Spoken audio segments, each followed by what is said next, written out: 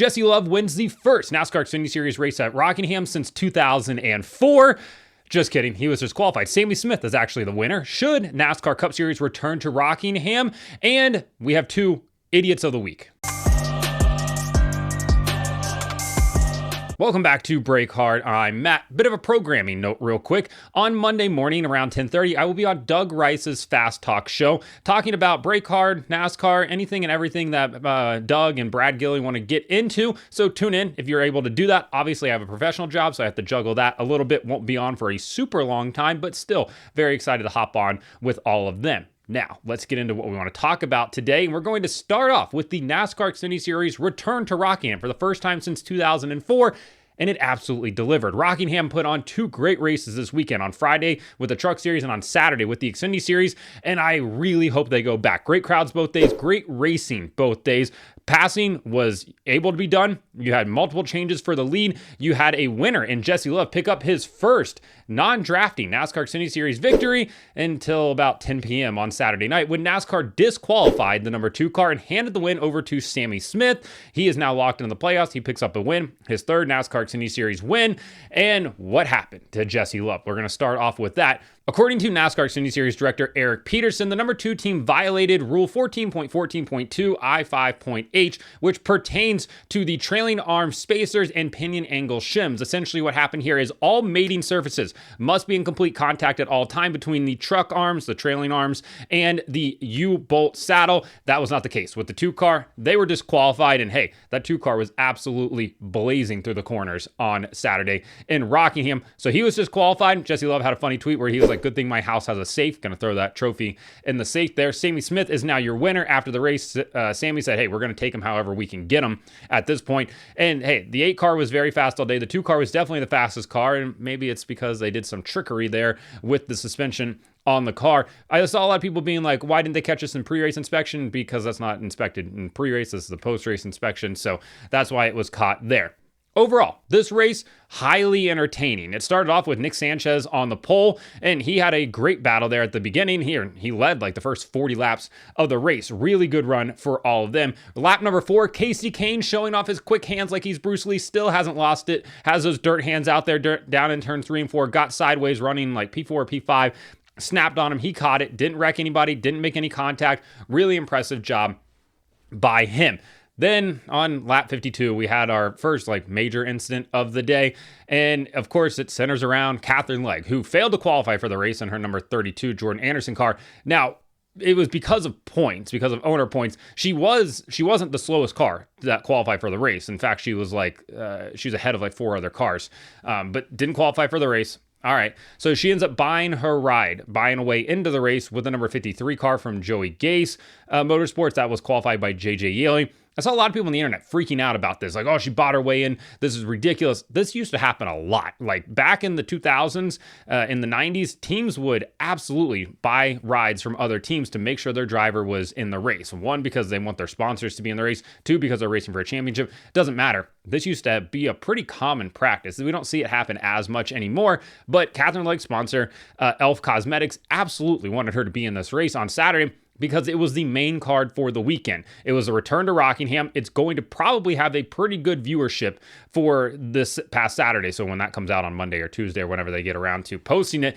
I would imagine it's going to be a really strong number. So of course, they want to be in this race. They want to be able to have some of that TV time.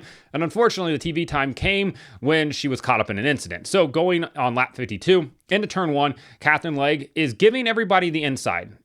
Seemed to be all right. Everybody else kind of got the memo there. William Sawalich goes into the corner, doesn't take the inside, and instead just drives through the 53. Now, on the broadcast, Parker Kligerman seemed to think that the 53 slowed way down for the corner.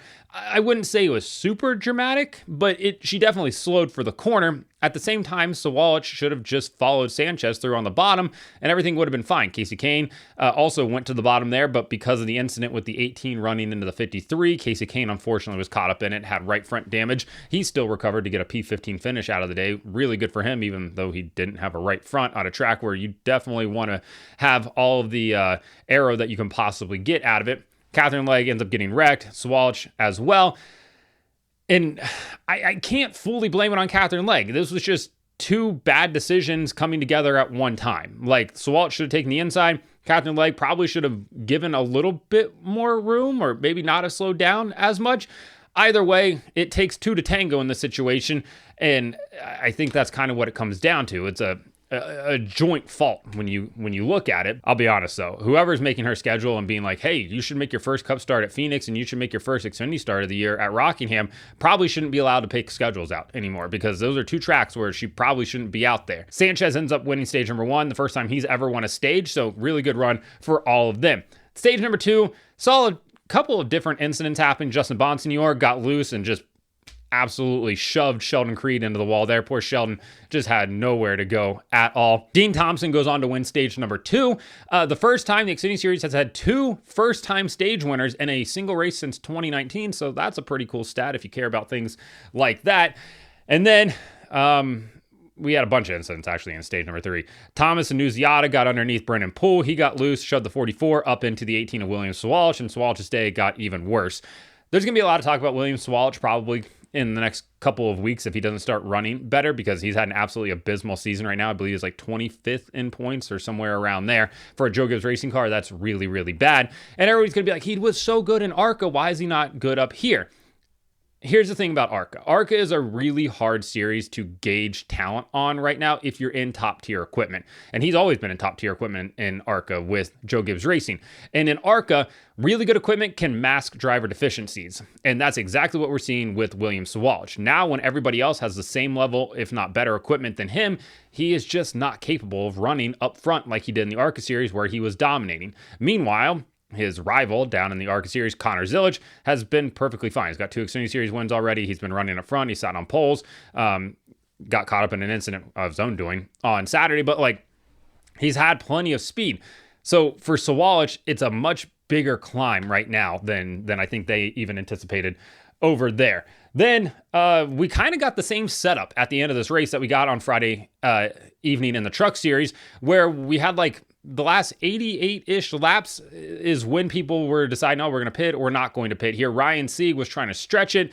Everybody else, there's a couple other people on the Sieg strategy. Everybody else up front seemingly had enough fuel to make it there.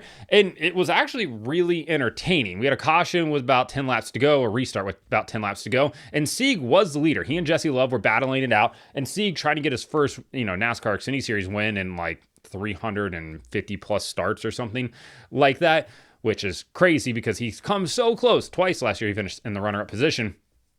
This year, he wouldn't finish in the runner-up position. He was leading, ran out of fuel, sputtered on the caution laps, and he had to drop down to the apron and refire the car, but because he couldn't maintain his speed, he had to blend back in, which was like P6-ish, somewhere in that range.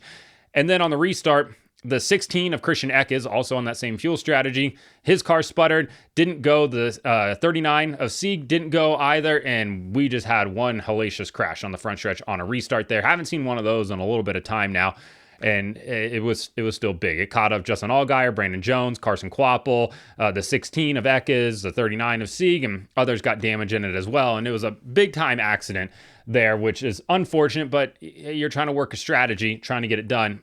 I can understand it there. Then with 3 laps to go in the race, Sam Mayer coming to 3 laps to go, then on the 3 lap to go lap, Sam Mayer's running out of fuel down the front stretch, and he's shaking the car back and forth, and everybody's spreading out around him like it's World War Z, and he's actually immune to everything. And then up ahead of him, Connor Zilisch gets loose down into turn 1 and 2, and then he turns Rockingham into a Formula D track for a second, and he's just, drift kinging it around the corner here. Would have been perfect for Tokyo Drift. Just about saves it, clips the 41 of Sam Mayer, just kind of takes the rear bumper cover off of it, and then all hell breaks loose down the backstretch there. Big time accident and unfortunate. Then on the ensuing restart, Sammy Smith is lined up on the inside. Jesse Love lines up behind him, going down into turns 1 and 2. Jesse Love executes the most perfect bump and run you'll see this side of Jeff Gordon, Rusty Wallace, 2002 Bristol, Carl Edwards, Kyle Busch, 2016 Richmond. It was really good, and he goes on to win the race. Does the burnout, takes the photos, waves the checkered flag, and then promptly gets disqualified like we talked about earlier. Sammy Smith is now your winner. Sammy Smith, Dash for Cash winner. Big time event for them, and now Sammy Smith's heading back to Talladega next weekend where he won at last fall. So going to be riding some momentum. That 8 team has had a lot of speed this year as well, especially on short tracks. So Overall, the Xfinity Series race, super fun. Rockingham, super fun. Narrow track, super sketchy. Guys that are just absolutely sideways coming off of turn 2 just because of the layout of the track and them trying to catch it. Overall, really, really enjoyed the 2 races this weekend on Friday and Saturday. Should the NASCAR Cup Series return to Rockingham Speedway? They haven't been to Rockingham since 2004, and the 2 races this past weekend packed out. Had a great crowd on Friday, Good Friday at that, 5 p.m. start time, and the grandstands looked really, really healthy. Then on Saturday, you had a sold-out grandstand, people showing up hours beforehand. Looked great. The train looked awesome. Matt Weaver, if you don't follow him on Twitter, definitely give him a follow. Look through the train trip that he took from Raleigh down to Rockingham. Looks super cool. Doesn't need a Cup Series race. Part of me says, yeah, let's go to take the Cup Series here, because I think even the Gen 7 car could race pretty well here because it's a sketchy racetrack. It's Iowa, but with a lot more character than Iowa. At the same time, I kind of feel like this should just be an Xfinity and Truck Series weekend. Let it be a standalone weekend for them. Let it be sort of like a crown jewel race for them, because the crowds, super healthy. Everybody showed out for it, which is cool. It made the Xfinity Series race feel like it mattered. It was the main event for the weekend. Everybody was coming out for that, even for the Truck Series. Truck Series had a great crowd as well. It reminded me of Kentucky before they got a Cup Series race back in the 2000s when they would absolutely sell that place out. You'd have 50,000 people in there for an Xfinity Series race, sold out, looked great on television, and it felt like a big-time race for the Xfinity Series. It had this certain aura, as the kids say, about it, and I think that's what Rockingham has right now. When you talk about taking the Cup Series there, part of the problem I have with it is the Southeast region would be oversaturated more than it already is. And yeah, NASCAR is a Southeastern sport, but everybody that's like, oh, it's got to go back to its roots in the Southeast, I understand that. At the same time, you need NASCAR to go to different areas of the country because that attracts different sponsors, which brings more money into the series, which allows NASCAR and the teams to continue on, running the sport that everybody loves to tune in, or seemingly loves to, but complains every single week. So if you do add Rockingham, then you have, just in the Southeast region, you have 2 races in Atlanta, 2 races in Darlington, 2 races in Charlotte, Bowman Gray, North Wilkesboro, 2 races at Martinsville, 1 race at Richmond, 2 more races at Bristol. That you're talking about a lot of races in a not gigantic region there. And then you could even throw 2 races in at Talladega too, if you want to count like the Southeast for the most part.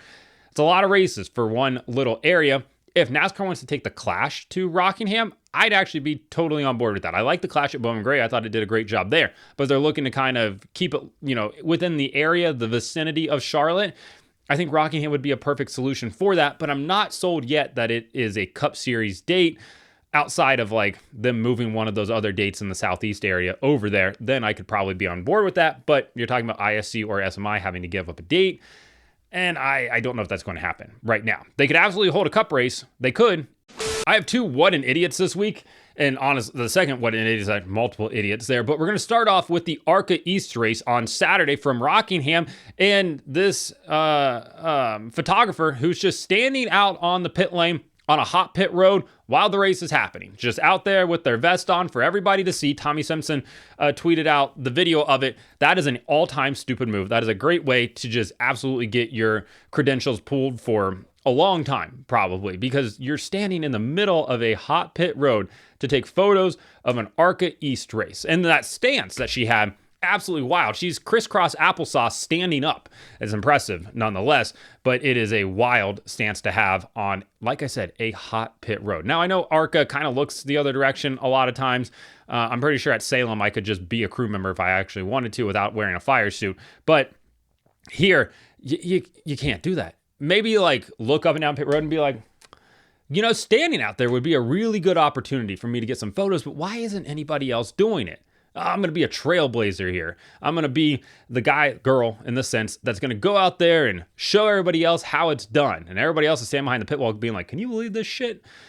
Yeah, dumb move overall there. Then Bowman Gray Stadium had their season opener on Saturday night, and in typical Bowman Gray fashion, the street stock race turned into absolute chaos at the end of it, where you had Zach Staley and Justin Alverson. I want to make sure I get both of those names correct because they're absolute idiots after this race. Just jumped two race cars, got out, wanted to fight each other. You have a track official who is just holding on to their leg like a toddler, trying to make sure their dad doesn't leave them to go out and buy cigarettes and milk and never come back. You got people tossing on the ground. The police had to get involved. There's a gator there, the drivable gator, not an actual gator, but hell, it's Bowman Gray Stadium, so throw a gator in there because this is an absolute circus to begin with. I love Bowman Gray Stadium. I went there last year for the second race of the year, actually. I thought the clash there was great. I love the passion those fans have, but to continually see them act like this is just embarrassing. If you want to watch stuff like this, WrestleMania is happening this weekend. You can go watch all that nonsense over there. But there's no sense in just absolutely trashing two race cars. I just looked at it again off screen here. For last place, they weren't racing for the win. These are two just absolute buffoons, two pigeons out here who are just going at it for absolutely no reason. And then they're getting tossed on the ground and they look like a bunch of morons rolling around on the ground trying to stand up. Neither of them are fit enough to actually be in these fights by what I've seen right here. The balance on the dude with the long hair, atrocious. No balance whatsoever. Don't ever put this guy on a balance beam because he's falling right off. And then you got track workers on top of him and it looks like a rugby scrum. There's legs kicking up. It's embarrassing overall. Even the police are standing back like, what is going on here? A lot of cargo shorts, though.